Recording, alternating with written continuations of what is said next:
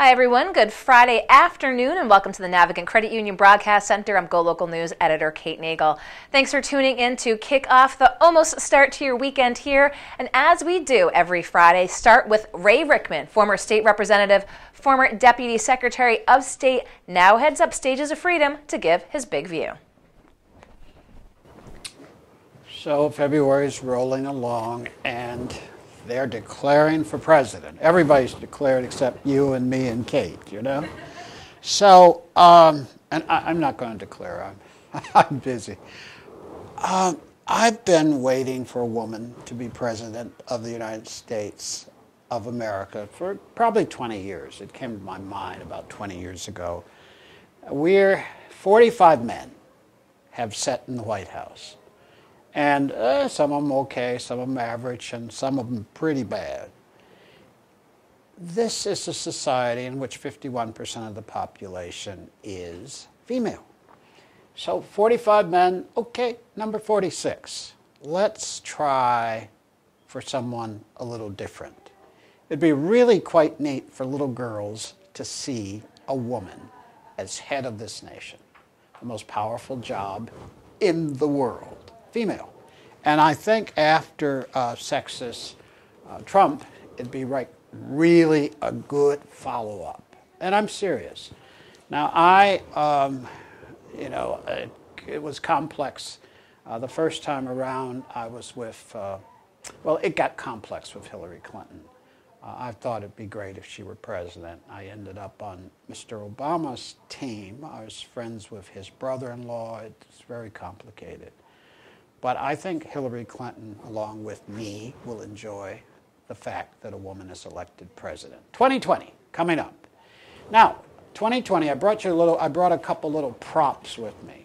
I brought Suffrage for Women speech by John Stuart Mill, the economist, was a big advocate of women voting. This is 1867, Boston, New York, and London. And he's talking about women ought to have the right to vote. And 60 years later, they get it. Now, you can't believe in America women can't vote for the first 130 years of the Republic. They can't vote, except in Colorado and a few places like that. So we're moving along. Let's take the big step. The other prop I brought with me is New York Times, front page, and how sexism plays out on the campaign trail. Now, first, it's cool, exciting, that the first four serious candidates for the Democratic nomination are women, including Senator Harris and the senator from Massachusetts, Warren. The four of them are out there, and I can predict there will be a woman for president of the United States on the Democratic ticket, and failing that, there will be a woman for vice president. Women are the most powerful voters in the Democratic Party. Black women are the most powerful voters amongst women in the Democratic Party. And there is going to be a demand that there not be two white males leading up the ticket for the Democrats. I can almost assure you that. I'm thrilled. But this article talks about sexism and how hard it is for women to run because people are finding problems with them. There's a U.S. senator who's accused of being tough on her staff, as if I couldn't name you 10 other senators that I know, all males, who've been tough on their staffs, either because they want things done right or because they're not friendly people. Come on, let's stick with the issues. And let's think about 45 men being enough. It's time for little girls to see someone who looks like them.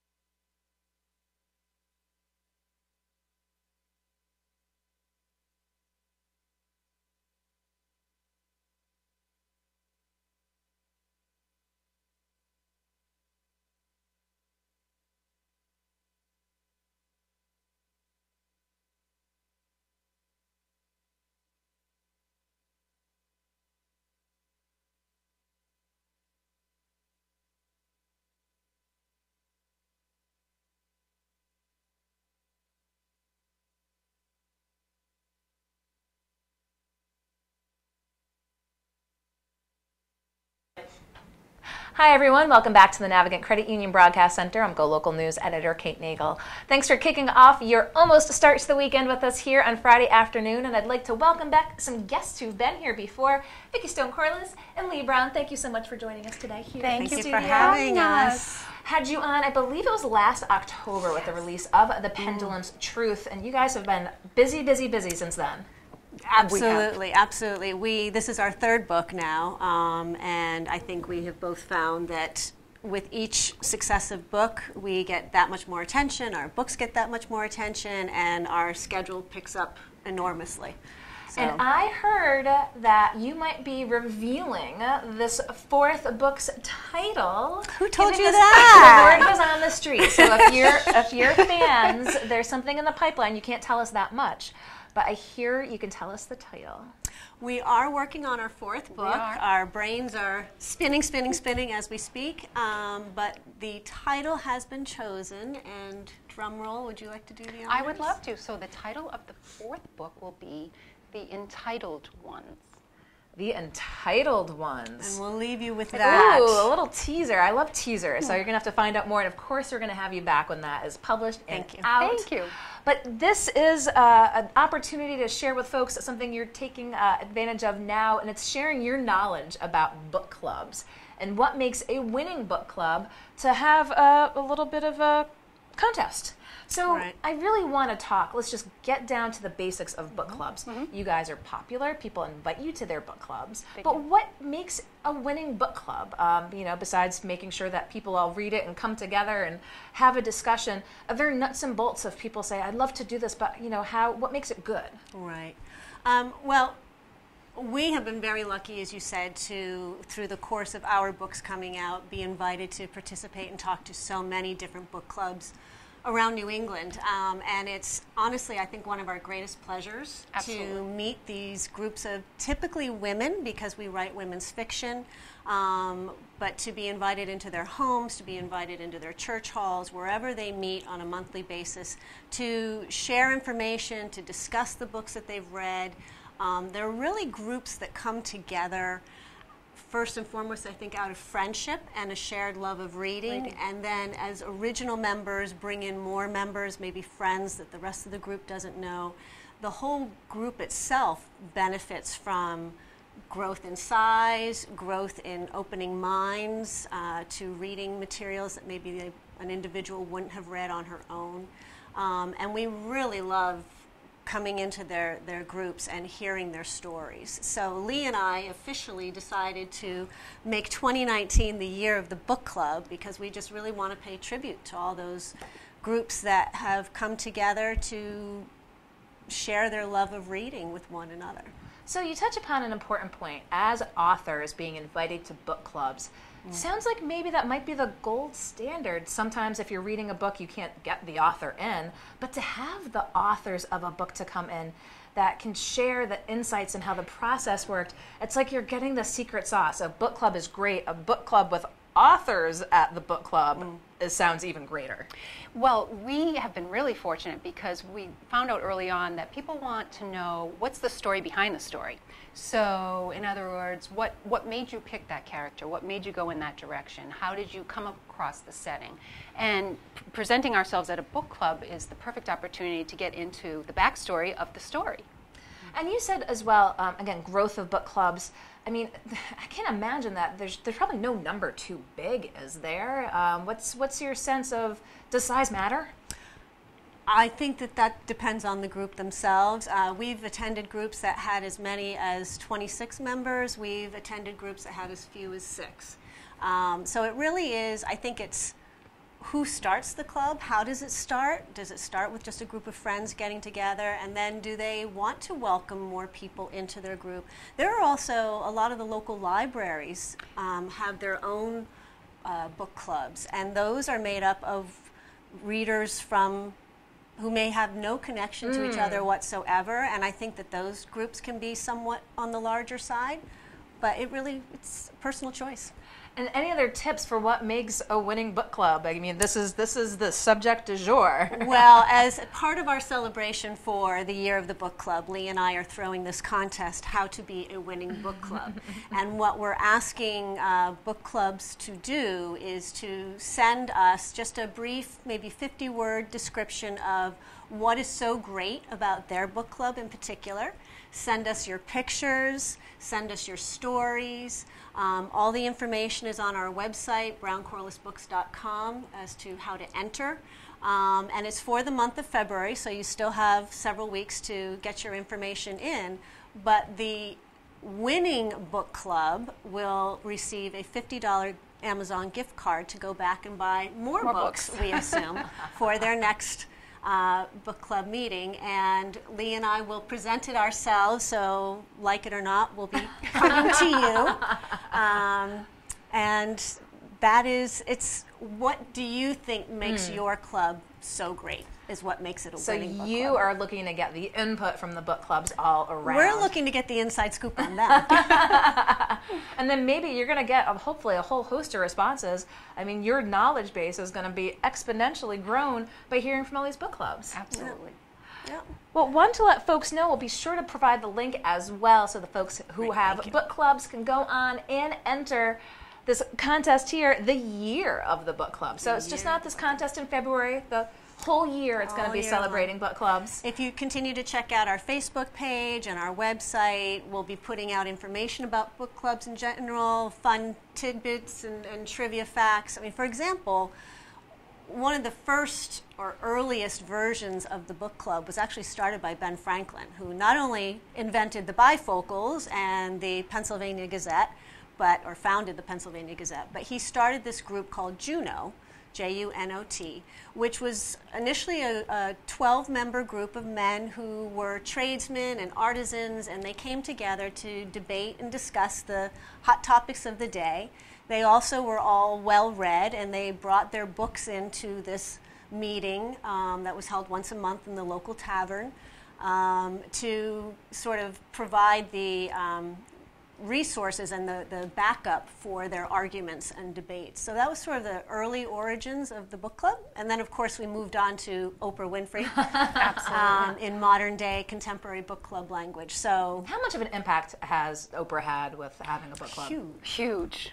Huge. Absolutely. Well, I appreciate all you do in the Rhode Island community and here in New England, again, promoting reading and your books as well, and promoting book clubs.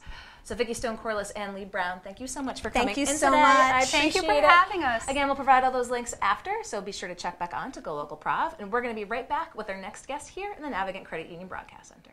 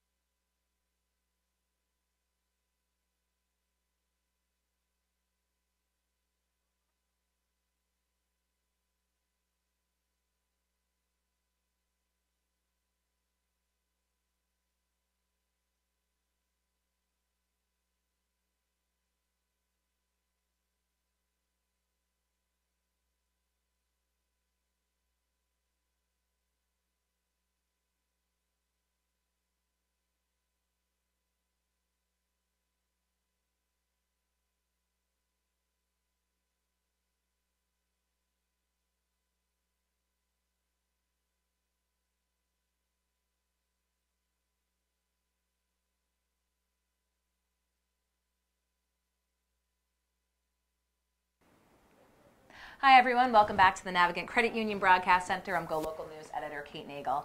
Thanks for joining us this Friday afternoon here in downtown Providence. We'd like to thank Vicki Stone-Corliss and Lee Brown for coming in to talk about book clubs and their contest running this month to support book clubs, so be sure to check that out. I'd like to welcome back a familiar face, and it's been a busy week in the trucking industry. Sure Chris has. Maxwell with the Rhode Island Trucking Association. Kate, good to be here. Thanks for As coming always. in. Appreciate the opportunity. Lots to talk about. There is, I know yeah. you've been talking with leaders and stakeholders Sure, too. yeah. But let's go back to the beginning of the week when the announcement was made public. New England Motor Sure. Freight, as you said, the largest carrier bankruptcy since 2002. Correct. Announced that they were closing up. Now, we put the piece up. You had reached out and said Correct. that approximately 145 jobs Right. here in their Pawtucket base. Correct.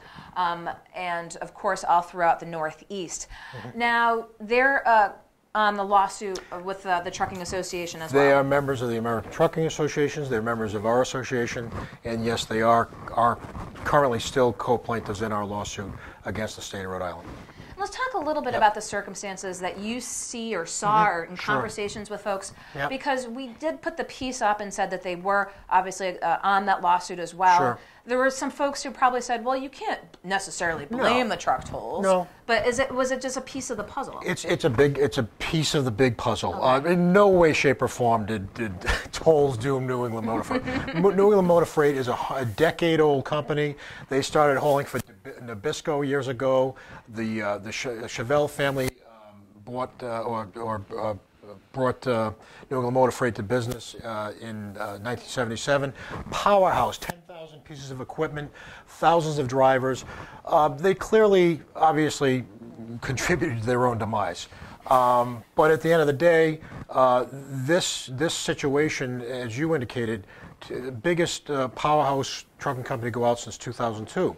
We are perhaps on the door of a recession, and trucking is a great indicator of the economy.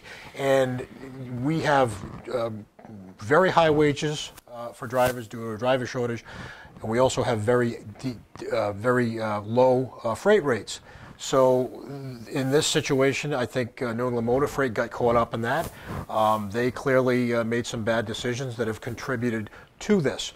Great people, members, big supporters, but again, I think in much like the Benny's situation, and I'm not saying the Brombergs and Benny's were in that sort of financial problems, but I think these people made some money over the years. I think they looked at the trucking industry. I think their bankers, their investors, the people they were talking to, talked about the viability and the sustainability of this. I think they looked at their projected revenues with things such as tolling, with things such as the deflated freight rates, Okay. much in part to do to companies like Amazon that are crashing the markets, huge driver pay increases, and those two factors basically, all those factors together, the macroeconomic portion of it contributed. But so yes, were tolls a factor when they looked at $600,000 alone in Rhode Island? Were they a factor in this decision to do a controlled folding up of the operations? They were a factor, not the factor. And let's talk a little bit about that. You Yep. kind of mentioned how it was a unique situation, Sure. and as you said, potentially staring at the prospect of a recession. Correct. Is this an indicator of the industry as a whole, or is this just a sort of a one company situation? No, I think that we have members of our own association that are looking at the tolls. They're looking at other factors, and they're actually looking at. And again, I go back to Benny's. They looked at the retail economy in light of Walmart and Amazon and everything that's going on. They looked at their operational charge fees with operating a fleet around Rhode Island. All these things contributed to them making a controlled decision. We currently have members of the Trucking Association we're in conversations with that are looking at doing the same. Do we move out of Rhode Island? Do we reconfigure our fleet so as to go with equipment that will not be tolled? Do we just close our doors? These are factors that companies in a very high asset-based management companies with high risk, which trucking is, in this situation, this market right now with, again, high truck driver wages and low freight rates, They have to start looking at the long-term sustainability and viability. The American Trucking Associations has a whole economics department. They track these factors all the day, every day, and the indications are that this may not be the end of it, not only in Rhode Island but nationally. So that doesn't bode well for we the consumers, because less trucking companies and higher freight rates now. If they do escalate with less trucking companies, the end user, which is the consumer, you and I, unfortunately paying higher rates for everything. As I like to say, everything we eat, drink, watch, wear, and drive. So speaking of national news, another piece of information that came out this week, the American Transportation Research Institute released its list of the 100 worst bottlenecks in the country. Yes. Rhode Island came in at number 35 for 195 and 95, probably not surprisingly.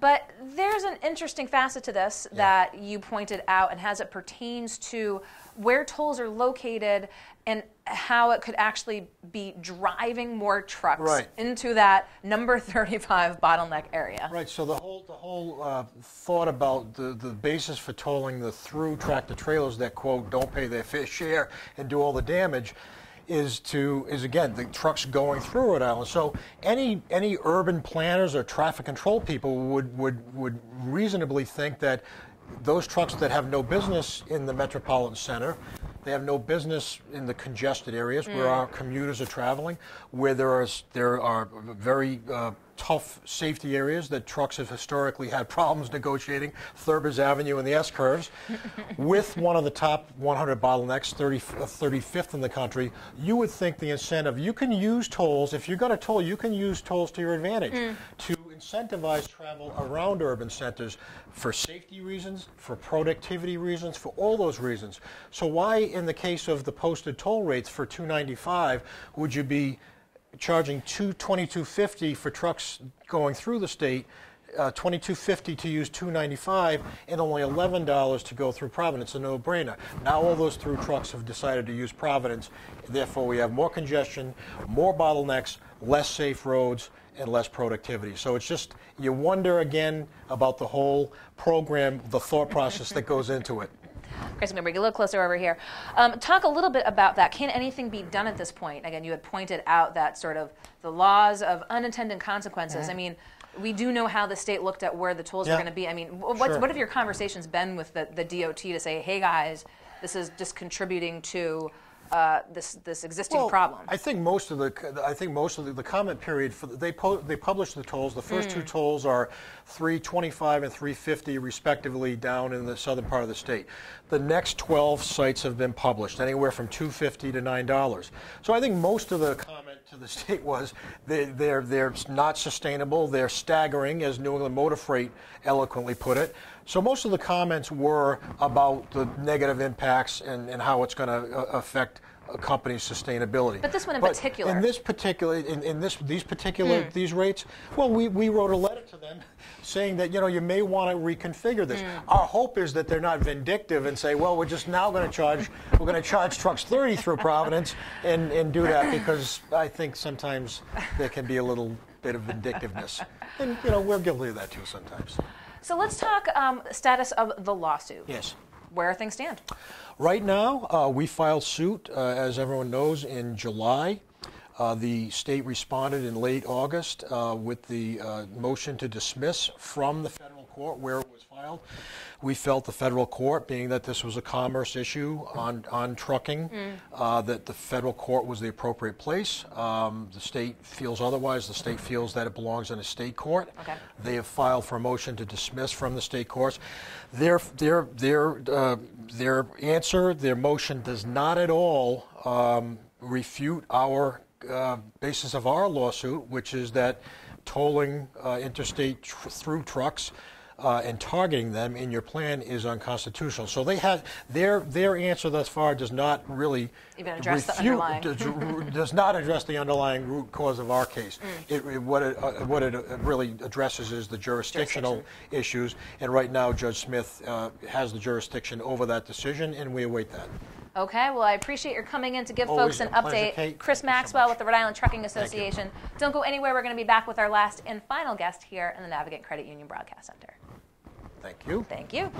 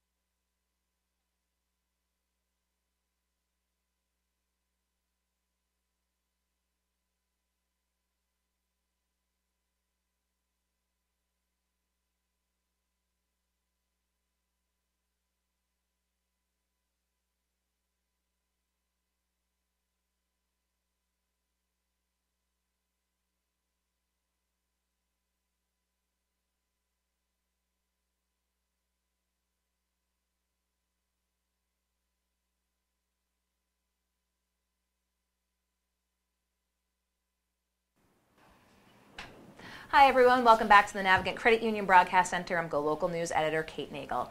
Thanks for joining us this Friday afternoon, starting your weekend a little early here in downtown Providence. I would like to thank my next and final guests, George Evans Marley and Liz Catucci with Big Brothers and Big Sisters of Rhode Island. Thank you for coming in. Thanks so much for I having us. appreciate it, Thank you. of course, because you are embarking on a big fundraising effort spearheaded by the outgoing board chair, Brendan Kane, looking to raise $100,000 in 100 days.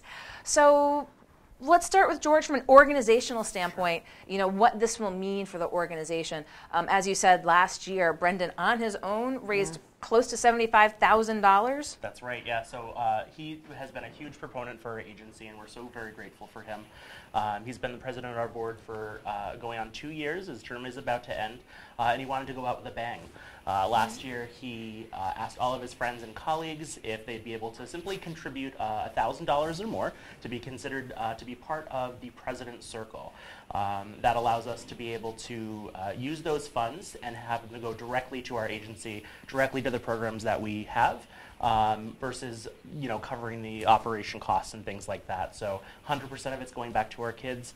Our mission, we've been around for over 50 years, providing professionally supported one-to-one mentors with our kids in the community. Kate, you know very well off, you're a big sister.